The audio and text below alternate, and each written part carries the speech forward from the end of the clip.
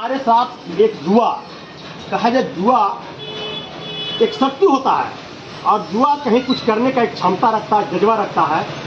कोई लहर को चेंज करने का शक्ति अगर है तो जुआ में है। आज हमारे साथ जुआ जो जुड़े हुए हैं, इतना सारे जो देख रहे हैं, कहीं कहीं निशिकांत सिन्हा जी का बैनर पोस्टर झलका रहे हैं। तो इस बैनर पोस्टर में फोकस करूँगा कि वास्तव में निशिकांत सिन्हा क्या है, क्या बैनर पोस्टर आप दिखा रहे हैं, लोगों को बताना क्या चाह रहे हैं, इससे क्या आप संदेश देना चाह रहे हैं समाज में, पूरे बिहार में। तो सबसे पहले मैं आपसे नाम जानना चाहूँगा, अपना पूरा परिचय देंगे। सबसे पहले मगध टीवी देख रहे सारे दर्शकों को मेरा नमस्कार और इस चलचित्र को देख रहे सारे दर्शकों को मेरा नमस्कार। मेरा नाम अमरेश वर्मा हुआ, मगध की धरती गया से, और मेरा कंस्टिट्यूएंसी गया नगर। आप निशिकांत जी का पोस्टर बैनर लेकर चले हैं जी, क्या इनका बताना चाह रहे हैं निशिकांत जी क्या हैं और आगे क्या बैनर पोस्टर दिखाकर करना चाह रहे हैं समाज में? निशिकांत सिन्हा जी अब कोई पहचान के मोहताज नहीं रह गए हैं पूरे बिहार में। पिछले 1 वर्षों से पूरे बिहार में जन आशीर्वाद संवाद जो हर जिले में लेकर के निकले हैं, इस कारवा के दौरान हर जिला में कार्यक्रम हुआ जिसमें भारी से भारी संख्या में लोग पहुंचे और निशिकांत सिन्हा जी को जानने का काम किए। निशिकांत सिन्हा जी एक समाज सेवी के साथ साथ एक उद्योगपति हैं। इनका उद्योग गुजरात में है। उसके साथ साथ ये पिछले 5-6 वर्षों से समाज सेवा करते आ रहे थे। हाँ, समाज सेवा का ये जो जानकारी है, ये लोगों तक इसलिए नहीं पहुंचा क्योंकि उनका ये मानना है कि दाहिने हाथ से किसी का अगर कुछ सेवा करो तो बाएं हाथ को पता नहीं चलना चाहिए। इसी वजह से कभी मीडिया में या कहीं भी आपको न्यूज़पेपर में किसी भी आर्टिकल में आपको देखने के लिए नहीं मिला। लेकिन मैं आपके मीडिया के माध्यम से ये बताना चाहता हूँ कि राजगीर में विवाह भवन बनाने का काम किया है, जिसमें से क्या विवाह उनके समाज के सिर्फ लोग करेंगे? नहीं, ये सारे लोग करेंगे। तो वो विवाह भवन बनाए लोगों के लिए, छात्रावास बनवाए, उसके बाद कुशवाहा भवन बनवाए। तो बहुत तरीके का सामाजिक कार्यों में उनका सहयोग रहा है, बढ़ चढ़ के सहयोग रहा है। शिक्षा के क्षेत्र में हर साल बच्चों को गोद लेकर के उनकी पढ़ाई की फीस वहन की जाती है। उनके द्वारा एक कंपटीशन ऑर्गेनाइज किया जाता है। उस कंपटीशन को पास करने वाले बच्चे जो आर्थिक रूप से कमजोर हैं, उन्हें पटना, कोटा, दिल्ली जैसे शहरों में खर्च देकर के उनको पढ़ाया जाता है। ऐसे समाज सेवी अगर राजनीति में आ जाए तो सोचिए कि जनता का कितना बड़ा भला होने वाला है। आज तक बिहार में नेतागिरी किए हैं, नेता से भरोसा उठ गया, लेकिन इस बार एक समाज सेवी ने वो पीड़ा उठाया है कि इस बार बिहार को स्वर्णिम बिहार, जो हमारा बिहार का इतिहास होता था, प्राचीन बिहार का, जब हमारा बिहार स्वर्णिम बिहार होता था, वो बिहार का निर्माण होने जा रहा है निशिकांत सिन्हा जी के नेतृत्व में। इतने बड़ा समाज सेवी निशिकांत सिन्हा जी रहे जी। आजकल सोशल मीडिया का जमाना है जी, तो इस सोशल मीडिया पर क्यों नहीं आए? सोशल मीडिया पे आप चेक कीजिए, लगातार सोशल मीडिया पे उनकी सभाएं, उनके लोग, उनके समर्थक, उनका फोटो, उनका वीडियो सब कुछ चल रहा है।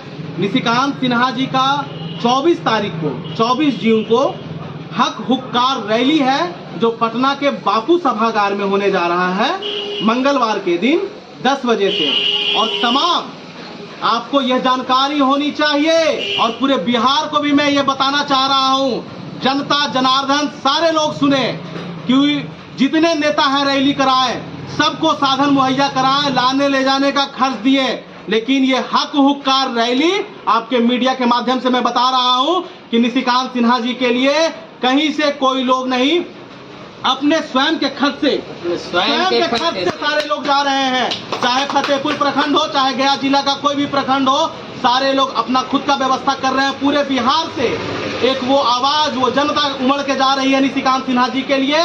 उनके एक आवाज पे ये हक हुक्कार रैली क्यों है? ये हक की बात करते हैं कि जिसकी जितनी हिस्सेदारी है उसकी उतनी जिसकी जितनी भागीदारी है उसकी उतनी हिस्सेदारी मिलनी चाहिए।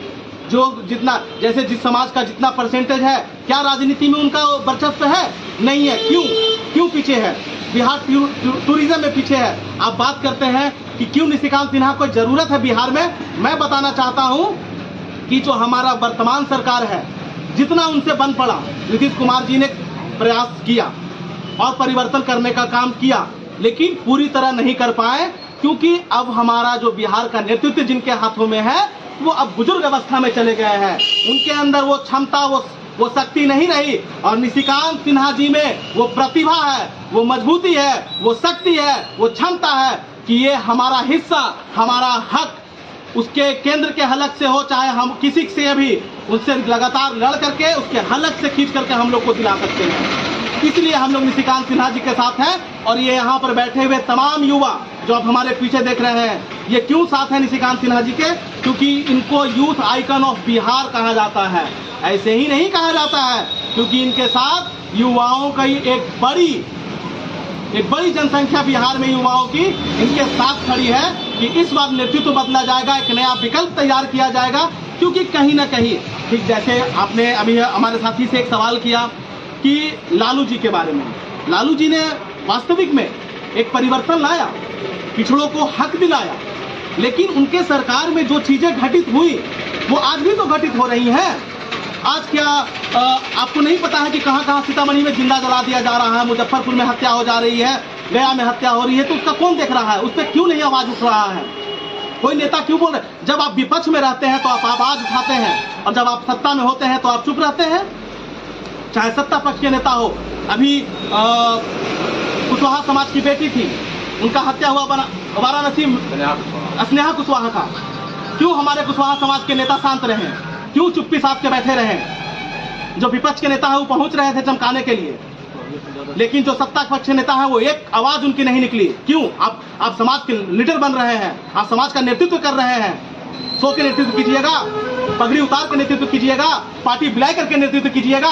कैसे नेतृत्व कीजिएगा? आपका समाज नेतृत्व विहीन समाज हो गया है, और इसी नेतृत्व विहीन समाज को पूरा करने के लिए निशिकांत सिन्हा जी को समाज ने चुना है, ना कि निशिकांत सिन्हा जी आए हैं। चलिए, समाज एक नया विकल्प चाहता था, कुशवाहा समाज, कि एक ऐसा लीडर आए जो इस नेतृत्व विहीन समाज को एक मजबूती प्रदान करे। लेकिन बिहार का भाग्य इतना अच्छा है कि निशिकांत सिन्हा जी एक जात के नहीं, एक जमात के नेता हैं। ये 85% 90% के नेता हैं, और 90% का नेतृत्व कर रहे हैं। देखिए यहाँ फोटो, किन किन महान अनुभवों का फोटो रखे हैं। यहाँ आपके अम्बेडकर जी हैं, यहाँ फुले जी हैं, यहाँ जगदेव बाबू हैं, कलाम जी हैं, यहाँ कर्पूरी ठाकुर जी हैं। ये सारे लोग 90% की लड़ाई लड़े हैं। जगदेव बाबू, जिस तरीके से इनको बिहार का दूसरा जगदेव कहा जाता है, निशिकांत सिन्हा जी को, लैलिन जगदेव जी, उनको बिहार का दूसरा जगदेव। जगदेव बाबू की हत्या हुई 5 सितंबर 1974 को, सरेआम गोली मारा गया था उनको। उनके बाद कोई लीडर नहीं आया जो दूसरा जगदेव बनने का हिम्मत कर सके, क्योंकि उनको सरेआम गोली मारा गया था। और इसीलिए निशिकांत सिन्हा जी 50 सालों के बाद वो अपना सीना लेके खड़ा है कि मैं जनता के लिए वो 85% का लड़ाई लड़ने के लिए तैयार हूँ। आखिर क्यों जनता अपना पैसा लगा करके वहां पहुंच रही है? क्योंकि ये लड़ाई सिर्फ निशिकांत सिन्हा जी की लड़ाई नहीं है, ये लड़ाई मेरी लड़ाई नहीं है, ये लड़ाई हर उस जनता की है जो अपना हक और हिस्सा के लिए वंचित रहा है। ये वंचितों और शोषितों की लड़ाई है। ये लड़ाई जगदेव बाबू के बाद निशिकांत सिन्हा जी ने फिर से वो जलाया है कि वो सारे लोग इकट्ठा होकर के 24 जून को पटना बापू सभागार भरने का काम कर रहे हैं, और हक हुक्कार रैली को सफल बनाने का काम कर रहे हैं। क्या हक हुक्कार रैली से क्या शक्ति प्रदर्शन दिखाना चाह रहे हैं पूरे बिहार को? जी नहीं, शक्ति प्रदर्शन अगर हमें करना होता तो मैं बता देता हूं कि गांधी मैदान में शक्ति प्रदर्शन करता। शक्ति प्रदर्शन करना होता तो बहुत बड़े बड़े मैदानों में से मैं शक्ति प्रदर्शन करने के लिए सक्षम हूं। और जो लोग ये भ्रम में है कि क्या हुआ है कि शक्ति प्रदर्शन नहीं हो रहा है, मैं आश्वस्त कर रहा हूं कि मैं शक्ति प्रदर्शन का प्रूफ भी दूंगा कि कब होगा और कैसे होगा, और शक्ति प्रदर्शन होगा बड़े पैमाने पे। ये तो आगाज है 24 तारीख को, अभी तो अंजाम बाकी है। 24 तारीख को आगाज कर रहे हैं, वहां से ये बुगुल फूका जा रहा है कि बिहार के राजनीति में 2025 के विधानसभा चुनाव में एक बड़ा परिवर्तन देखने को मिलेगा।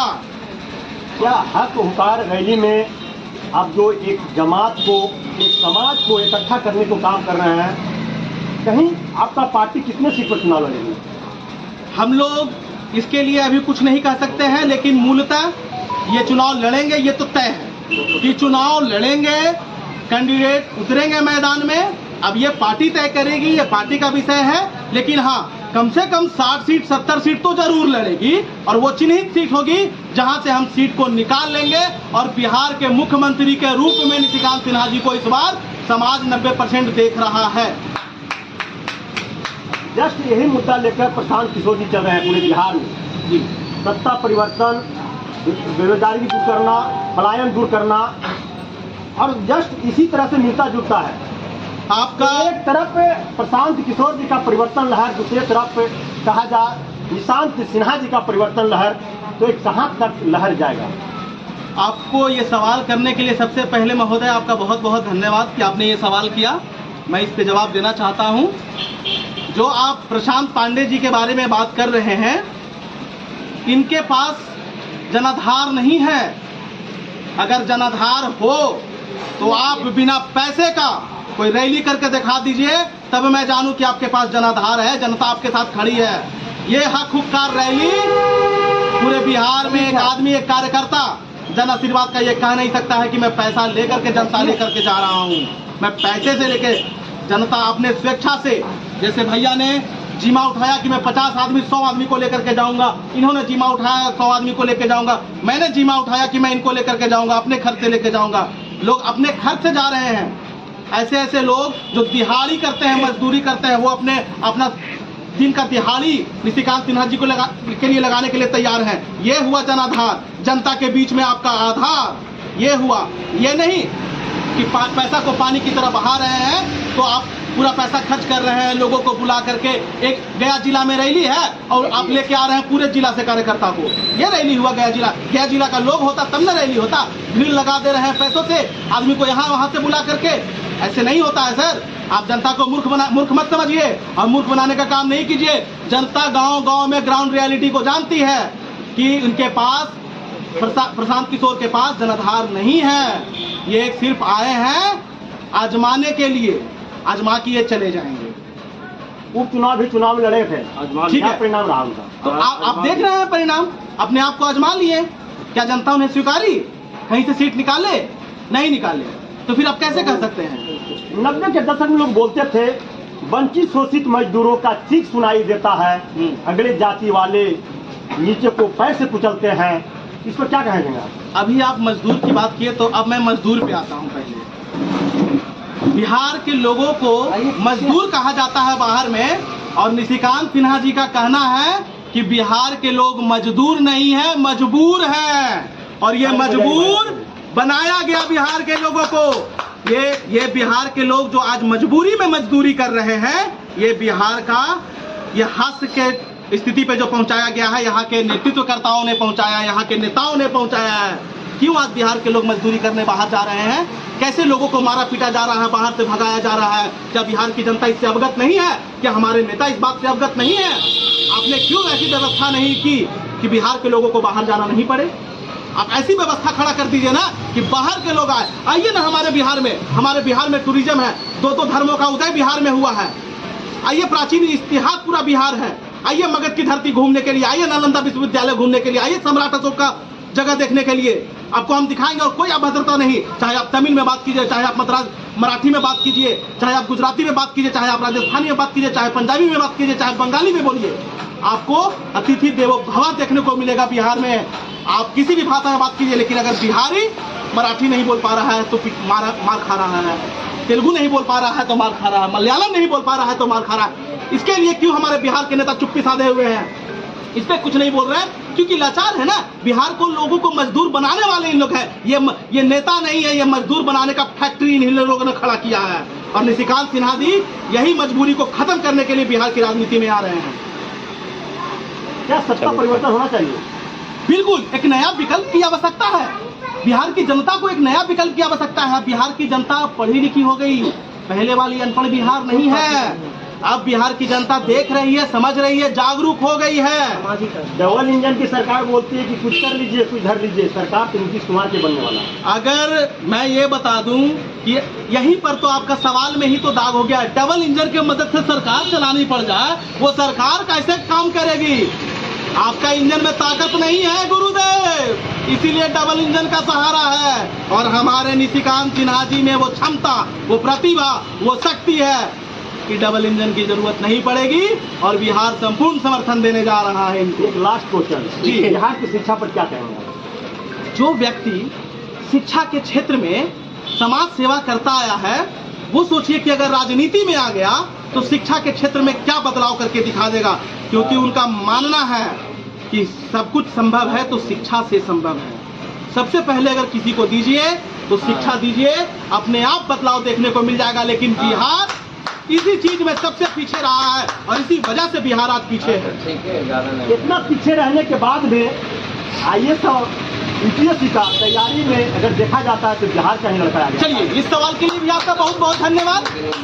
ये बिहार के लोगों में वो मेहनत करने की क्षमता है, वो बिहारियों में वो ताकत है कि वो मेहनती हैं और मेहनत करके अपने बलबूते पे किसी नेता और विधायक और मंत्री के सहारे नहीं निकालते, अपने मेहनत से निकालते हैं। यह बिहारियों की क्षमता है।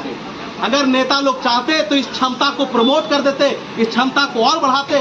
जहां अगर 90 IAS IPS बन रहे हैं साल में, तो उसको कोशिश करते कि 180 हो, 360 हो। ये कोशिश क्यों नहीं हमारे नेताओं के द्वारा की गई? इसके लिए कौन जवाब देगा? चलिए, आपका बहुत बहुत धन्यवाद। नमस्कार।